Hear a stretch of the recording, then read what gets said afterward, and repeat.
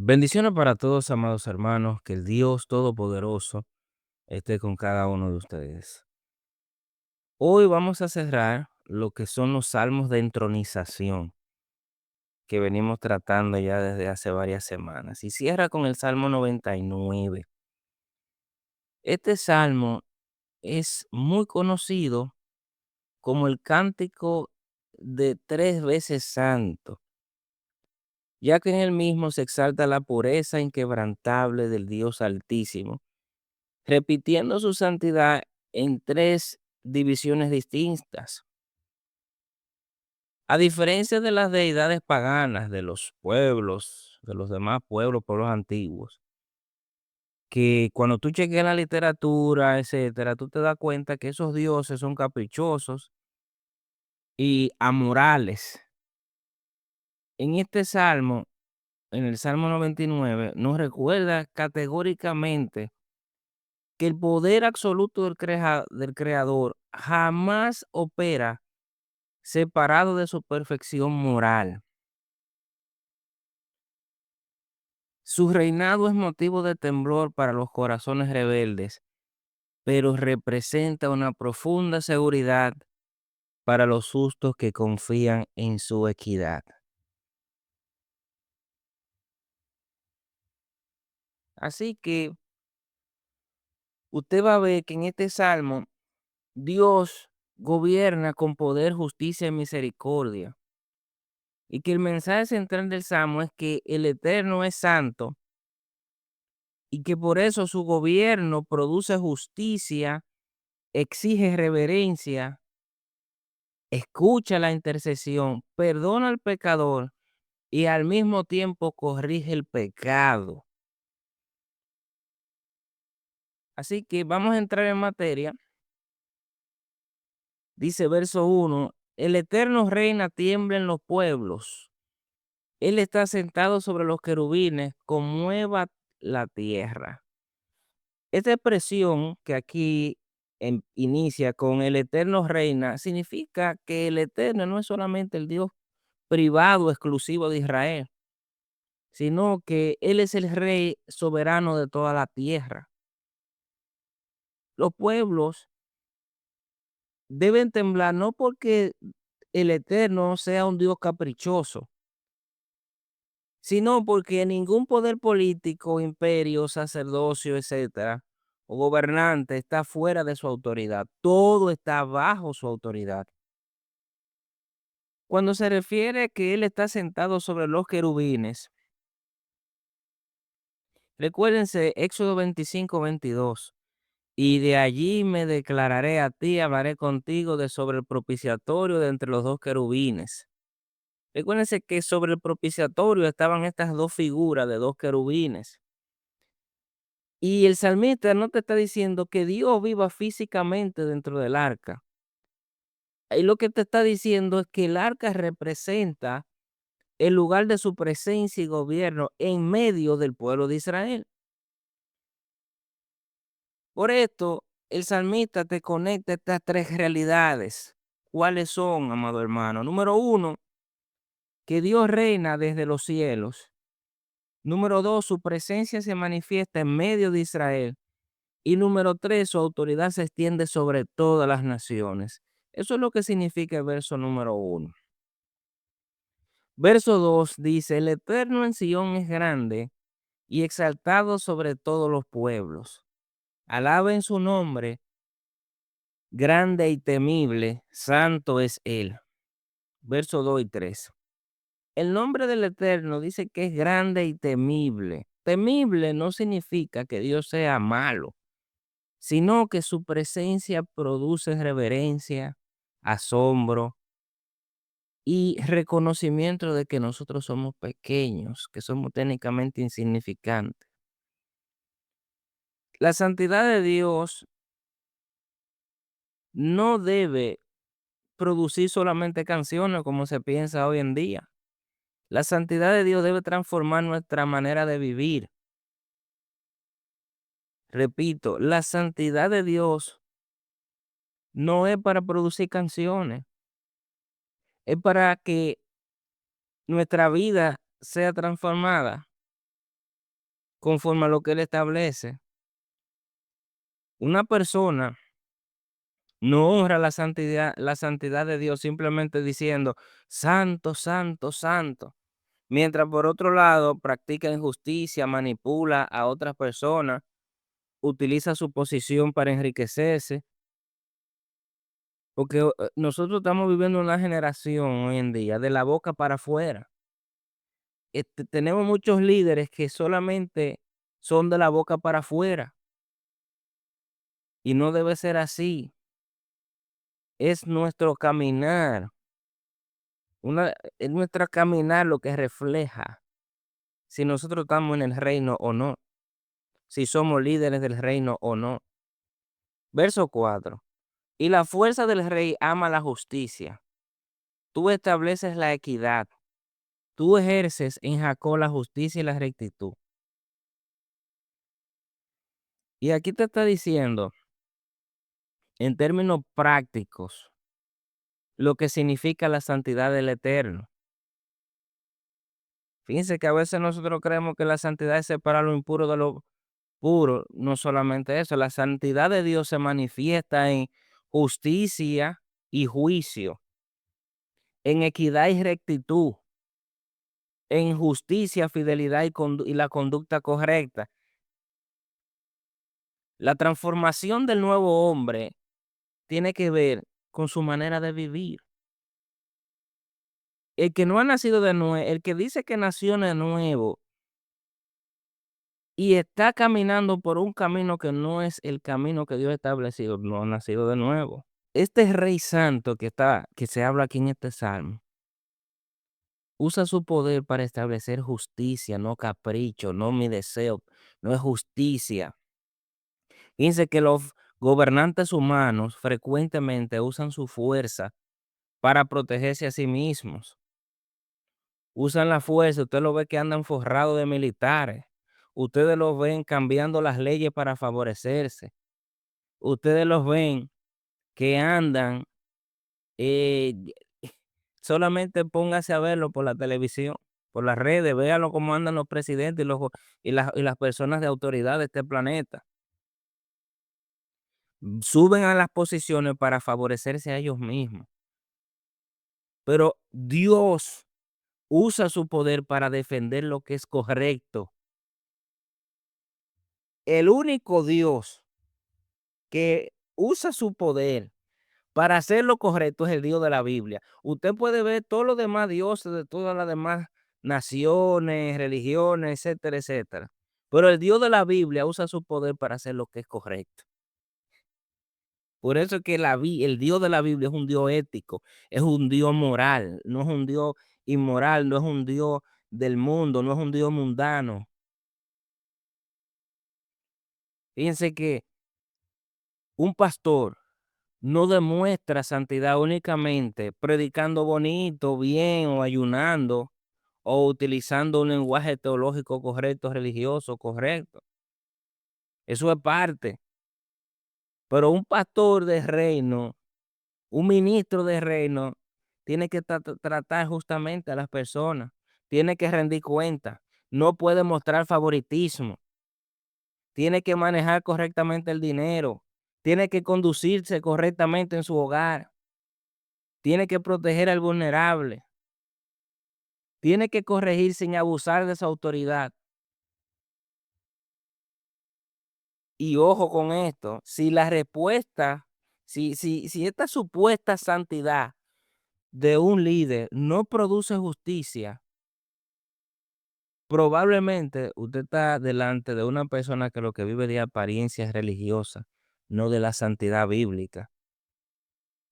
Verso 5. Exaltar al Eterno nuestro Dios y postraos ante el estrado de sus pies, santo es Él. Aquí el término es estrado de sus pies.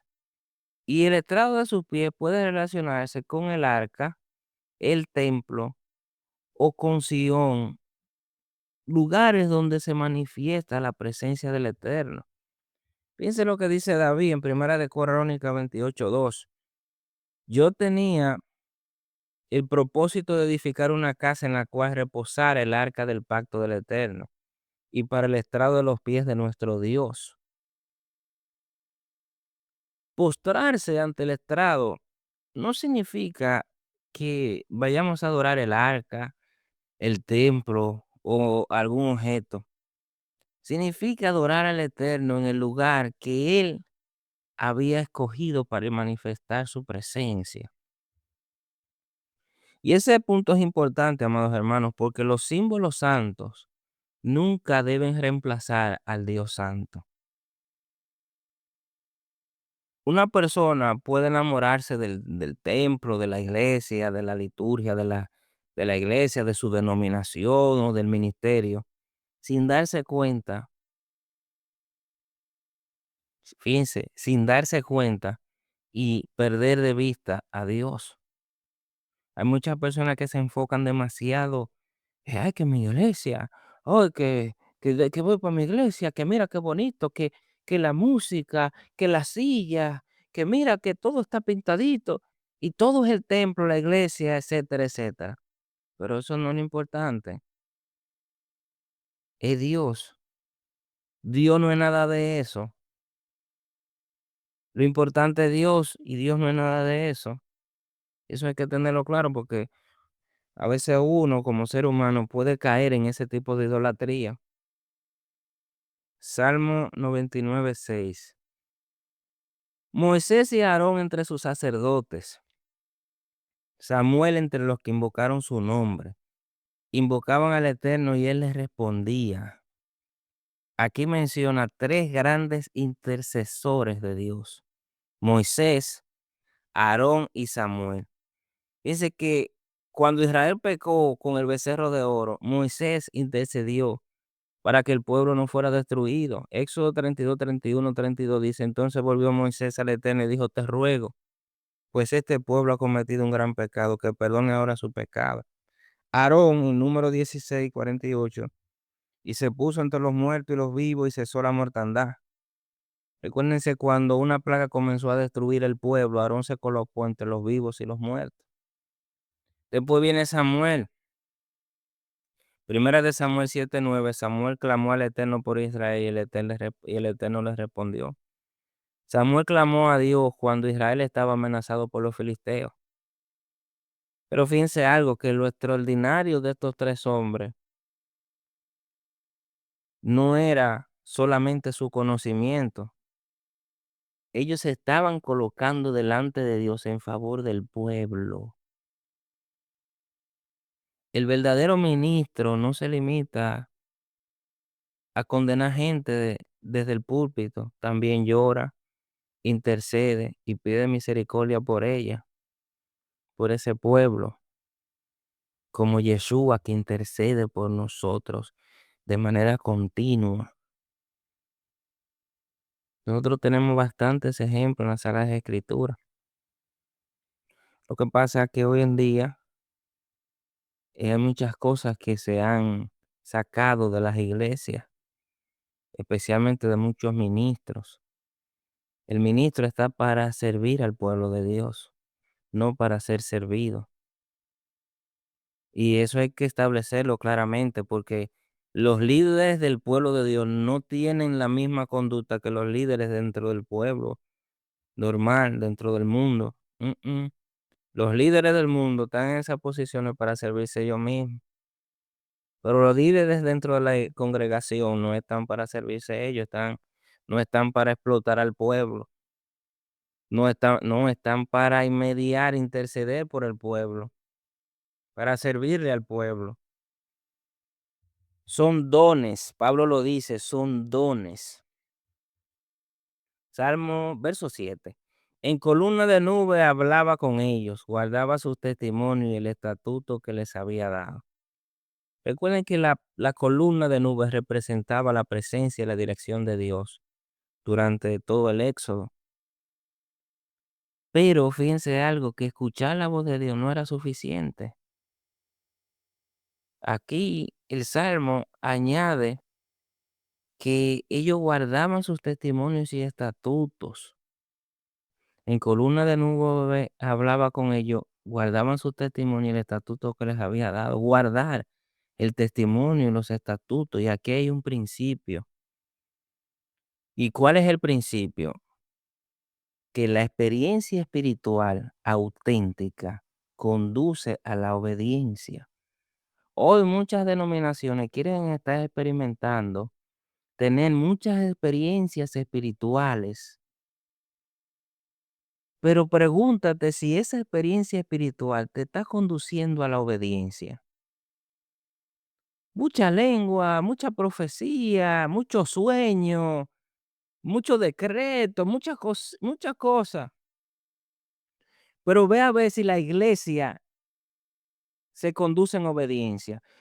Chequea estas iglesias que viven en estos mundos espirituales, que yo no estoy condenando eso, no me confundan, pero revisen si todas esas experiencias espirituales, todo eso hablar en lengua, toda esa tirarse harina y todo ese tipo de cosas que se hacen en muchas denominaciones, pero hay obediencia en esa iglesia. Chequéate, revísele, hermano.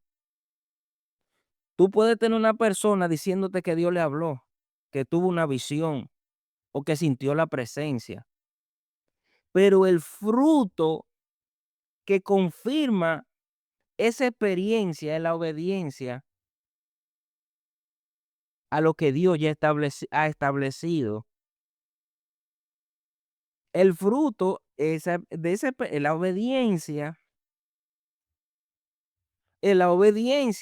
fíjense que esa experiencia espiritual de escuchar a Dios de la nube, nunca sustituyó la Torá de Dios, nunca sustituyó los mandamientos de Dios.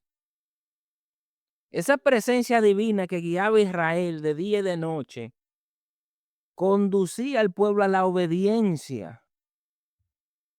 En la obediencia, entonces, en nosotros hoy en día, tú dices que el Espíritu Santo te habló, tú dices que el Espíritu Santo te está ministrando. Si el Espíritu Santo te está ministrando, yo supongo que tú vives en obediencia. Esto es muy peligroso porque aquí hay mucha gente, tenemos nosotros, me incluyo, Dios, que Dios me habló, que Dios me dijo esto, que Dios me soñé esto, pero tú te estás conduciendo en obediencia. Que Dios me dijo esto y dándole golpe a la esposa. Que Dios me dijo esto y maltratando a los hijos. Que Dios me dijo eso, pero no sale a trabajar a buscar el sustento de tu casa. Que amados hermanos se paran en la iglesia, que yo tuve una visión de unos terremotos y una cosa y aquello, y una cuanta cosa. Y anda en fornicación, en adulterio y muchísimas otras cosas más. Que yo tuve la visión de que tenemos que hacer tal cosa. Vamos a dejarlo hasta ahí. Verso 8, el eterno Dios nuestro, tú le respondías, eras para ellos un Dios perdonador y retribuidor de sus malas obras. Fíjense que probablemente, amados hermanos, este verso sea el más profundo del Salmo. Y fíjense que aparentemente hay una contradicción. ¿Cómo así? Sí, porque te dice que Dios lo perdonaba, pero que Dios castigaba sus acciones. Pero es que si Dios me perdonó, ¿por qué me castiga? Fíjense algo, bíblicamente el perdón y la disciplina no son opuestos. Dios podía restaurar su relación con ellos y al mismo tiempo permitir que experimentara las consecuencias de sus decisiones. David, mi hijo, yo te perdono. Tú hiciste mal con Bexabé, etcétera, etcétera. Yo te perdono, mi hijo. Pero viene la consecuencia. Esa disciplina viene. Esa disciplina viene. No, que ese Dios de la Biblia, que ahora en el Nuevo Testamento nosotros vivimos de la gracia y que ahora tenemos este perdón y ya todo, borrón y cuenta nueva. Que eso era en el Antiguo Testamento, que ese Dios era de guerra y así hay mucha gente diciendo, enseñando eso en los púlpitos hoy, en la radio, en la televisión, en las redes sociales. Y muchísimas personas aplaudiéndolo. Es que tú no has terminado de leer el Nuevo Testamento. Es que tú no leíste cuando Ananías y Zafira fueron y mintieron buscando gloria y Dios se lo llevó ahí mismo. Es que tú no viste que Jesús perdonó a Pablo, pero lo puso a pasar trabajo. lo disciplinó en el camino. ¿Tú no lo estás viendo eso? O tú no estás viendo lo que te está diciendo el libro de Apocalipsis, el libro de Revelaciones. Dios me perdonó, pero la disciplina viene. La disciplina viene. Vamos a ver qué pasó con Moisés y Aarón, porque hay mucha gente en esta generación que creen que son más grandes que Moisés y que Aarón. Dios no rechazó completamente a Moisés y Aarón, pero su desobediencia en Meriba le ocasionó a ellos que no entraran a la tierra prometida. Número 20:12, por cuanto no creíste en mí para santificarme delante de los hijos de Israel, por tanto no introduciréis esta congregación en la tierra. Sí, ellos fueron perdonados en el sentido de que continuaron perteneciendo a Dios y le servían, sin embargo, fueron disciplinados por sus acciones. Entonces aquí hay un principio. El perdón restaura la relación, pero no siempre elimina inmediatamente todas las consecuencias. Un pastor, por ejemplo, puede arrepentirse sinceramente cuando comete una falta grave, porque todos nosotros fallamos, recibir el perdón de Dios, pero eso no significa que automáticamente deba ese pastor estar ocupando la misma posición sin investigación, restauración y rendición de cuentas. Fíjense, la misericordia de Dios no cancela su justicia. En el cristianismo de hoy sí. En el cristianismo que se vive hoy día sí, ahí se permite de todo. En muchas denominaciones cristianas. Verso 9. Exaltar al Eterno nuestro Dios y postraos ante su santo monte, porque el Eterno nuestro Dios es santo. Fíjense que el salmista comienza con el Eterno sentado sobre los querubines y termina invitando al pueblo ahora a postrarse ante su santo monte. Entonces, la verdadera respuesta a la santidad de Dios es reconocer su reinado, temer su nombre, practicar justicia, obedecer su instrucción, interceder por otros, recibir perdón, aceptar la corrección de Él y postrarse delante de Él. Esos son principios fundamentales, puntos fundamentales, amados hermanos. Y con este salmo, nosotros hay varias argumentaciones en este siglo, en el cristianismo, que se destruyen con este salmo. La primera argumentación es que imaginemos un Dios santo pero distante, que solamente castiga. Cuando tú lees este salmo, tú te das cuenta que Dios, ese Dios santo, escucha, responde y perdona. Entonces, ese Dios distante no existe, Dios es cercano. Escucha, responde y perdona. Ahora, la segunda argumentación es que a veces muchos dicen, imaginas un Dios misericordioso que nunca corrige. Ese es el papá que todo lo permite. Pero este salmo te dice a ti que Dios te perdona, pero también disciplina las malas acciones. Y por eso la santidad de Dios es completa. El Eterno no ejerce justicia sin misericordia, ni misericordia sin justicia. Fíjense que el gobierno, Yeshua mismo, Jesucristo manifiesta ese mismo modelo de gobierno. Jesús anuncia misericordia y perdón, pero también llama al arrepentimiento, confronta la hipocresía e enseña que cada persona dará cuenta por sus obras. A veces gente dice, no, que Jesús ahora transformó el antiguo Dios, el Dios severo que castigaba y que ahora tengo un Dios misericordioso como si fuera otro Dios. No, Jesús vino a revelar plenamente al mismo Dios que ya aparece desde la antigüedad, ese Rey justo, santo, perdonador y que corrige. Así que, amados hermanos, con esto cerramos. Dios no busca personas que solamente repitan que Él es santo. Dios busca un pueblo que refleje su santidad mediante la justicia, la obediencia, la misericordia y la vida humilde delante de Él. Así que tengan paz, shalom, amados hermanos.